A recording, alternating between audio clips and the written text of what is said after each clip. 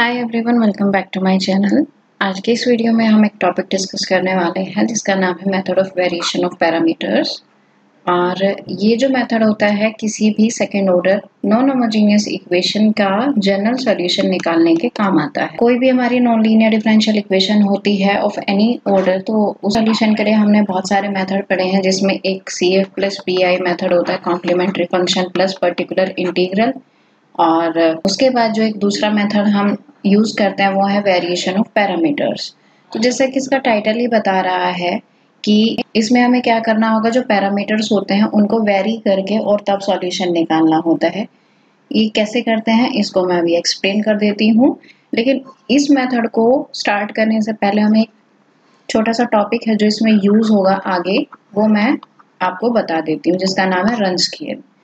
जो रंस्कियन होता है ये एक डिटर्मिनेंट होती है नंबर्स की या फंक्शंस की, जिसका भी रंस्कियन आपको निकालना होगा। और ये किस तरीके से डिफाइन होता है कि जो फंक्शन है या फिर जो नंबर है वो आते हैं हमारे रो वाइज और उनके डिटर्मिनेंट्स आते हैं फिर इनके नीचे रो वाइज।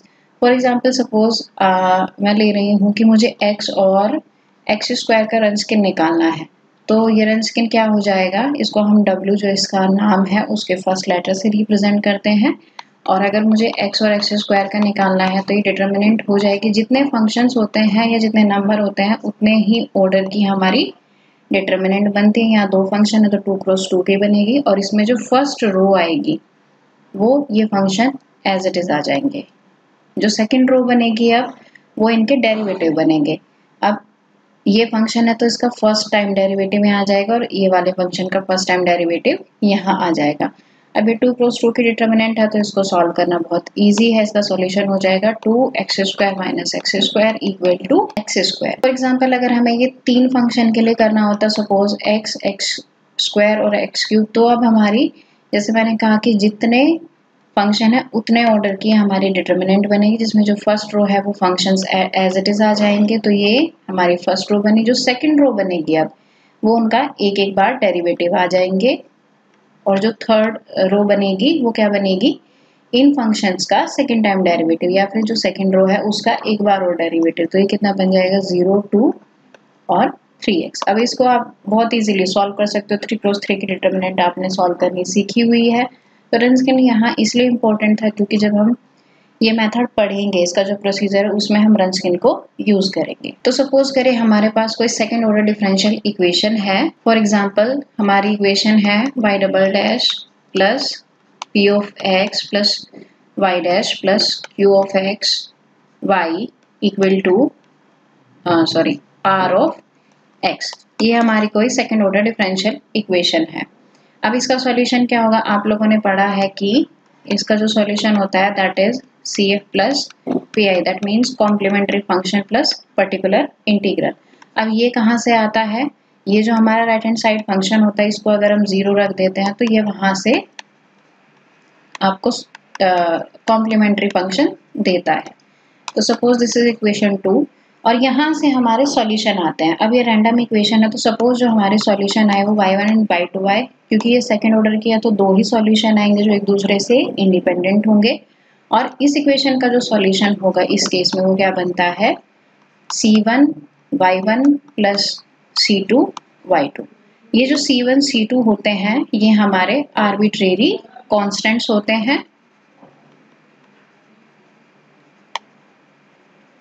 या फिर हम इनको बोलते हैं पैरामीटर, जो हमारे टाइटल में भी है। इनको हम बोलते हैं पैरामीटर्स, और ये उतने ही होते हैं जितने हमारे जो इक्वेशन होते हैं उसकी डिग्री होती है। यहाँ पे 2 है, सेकेंड ऑर्डर की है तो 2 ही एग्जिस्ट करेंगे।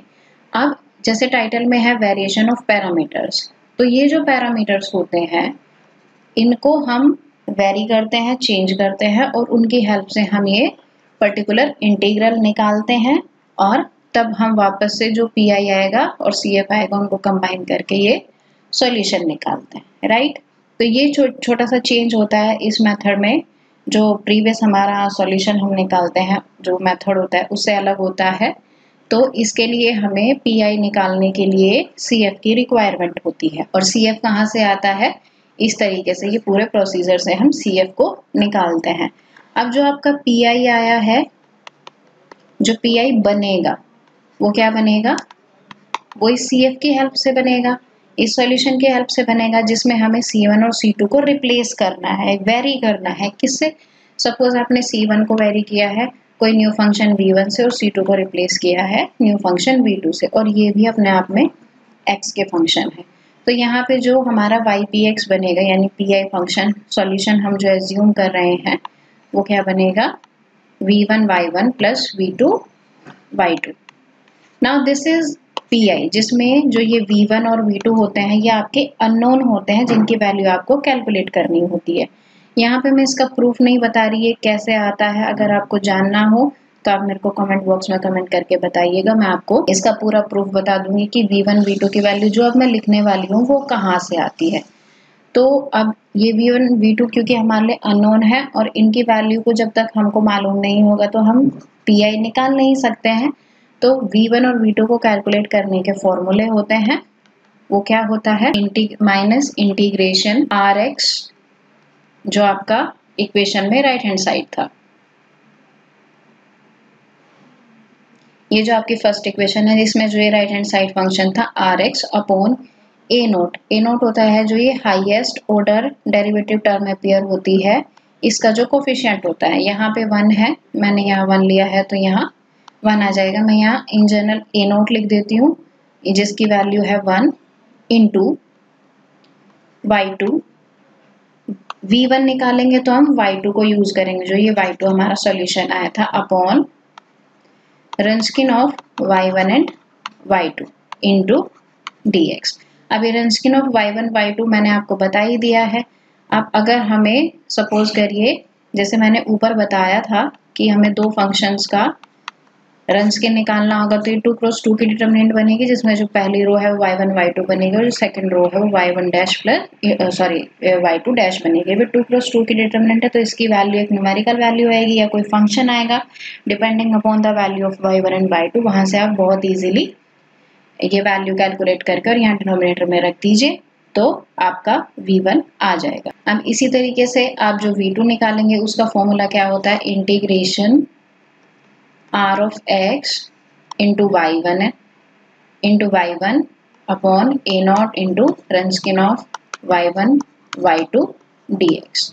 जब v1 निकालेंगे तो आपको y2 की जरूरत पड़ेगी, जब v2 निकालोगे तो y1 की जरूरत पड़ेगी। तो जो यहाँ से क्वेश्चन में इनकी वैल्यूज गिवन होंगी rx और y2 या फिर इनकी जो भी आपकी वैल्यूज गिवन होंगी वो यहाँ पे सब्स्टिट्यूट करेंगे, v1 और v2 की वैल्यू आ जाएगी और उसके बाद हम इनकी वैल्यूज को यहाँ इस इक्वेशन में थर्ड इक्वेशन में सब्स्टिट्यूट कर देंगे और ये हमारा पी आई आ जाएगा। अब सी एफ भी आ गया, पी आई भी आ गया, उसको हम इस इक्वेशन में रख देंगे जो गिवन इक्वेशन का सॉल्यूशन हो जाएगा।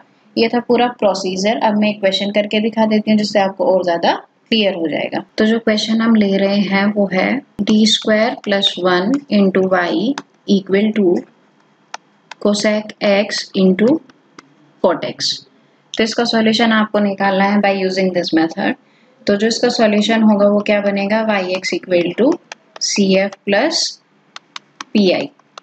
तो सी एफ निकालने के लिए आप क्या करेंगे, जो ये फर्स्ट इक्वेशन है इसके राइट हैंड साइड को आपको 0 रखना पड़ेगा। तो ये बनेगा d² + 1 into y of x equal to 0, जिससे जो सॉल्यूशन आएंगे जो इसके रूट्स आएंगे कितने आ जाएंगे, तो यहाँ से जो सी एफ निकलेगा वो निकलेगा c1 cos x plus c2 sin x। तो अगर मैं कंपेयर करूं इससे, इस जो सेकंड इक्वेशन आई है इसको yx equal to c1 y1 plus c2 y2 से, तो जो y1 की वैल्यू है वो है cos x और y2 की वैल्यू है sin x। तो y1 कितना है cos x और y2 है sin x। तो अब हम क्या करेंगे, पर्टिकुलर इंटीग्रल लिख लेंगे जो आएगा c1 और c2 को इस इक्वेशन में हमें v1 और v2 से रिप्लेस करना है।